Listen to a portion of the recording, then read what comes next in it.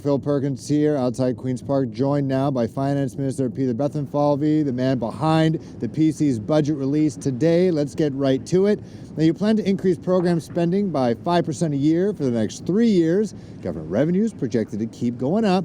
Why didn't you commit to balancing the books in your next term of office, if reelected, with that kind of fiscal room?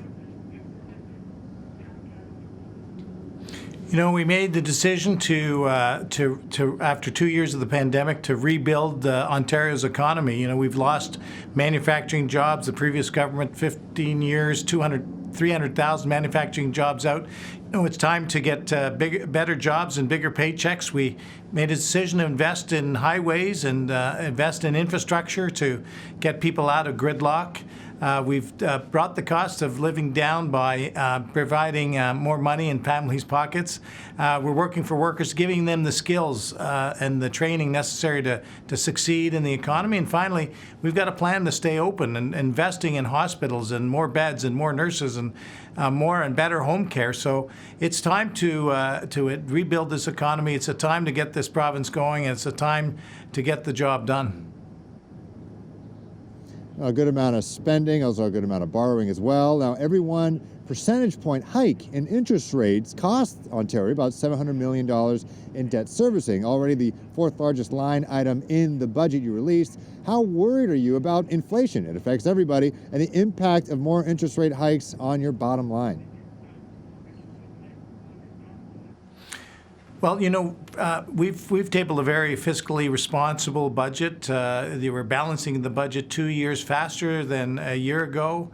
The deficit is coming down. The debt to GDP is down 8 points. That's very significant. And of course, by having smaller deficits than we originally planned, our borrowing costs are actually, our absolute borrowing costs are actually lower.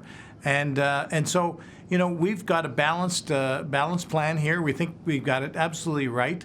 And we think it's time to reinvest and invest in building our economy, Ontario's economy, and get people good jobs and bigger paychecks. And we're going to do that for all of Ontario. We'll build electric vehicles. We're opening up the far north with the Ring of Fire. We're bringing back good auto manufacturing jobs to Oshawa, to Windsor, and beyond. So I think this is a plan that's working, and it's going to be a plan that will get the job done in Ontario. Now, we've been talking about this here at our Hamilton station.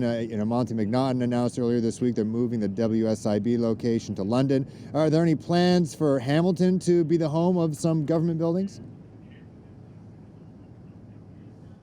Well, you know what, we're looking right across the province, and of course we'll be very thoughtful and deliberate about it. But right now we're focused on the WSIB. We've got real estate right across the province, so we'll be thoughtful about it. But you know what we have done in Hamilton?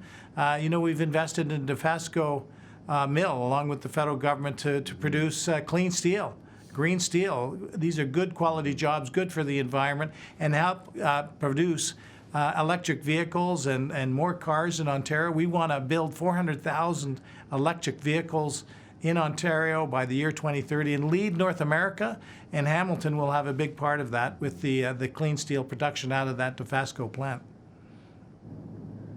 All right, seemingly exciting things to come. Peter Bethlenfalvy, Finance Minister for the province of Ontario, thank you very much for your time. It's a pleasure, Phil.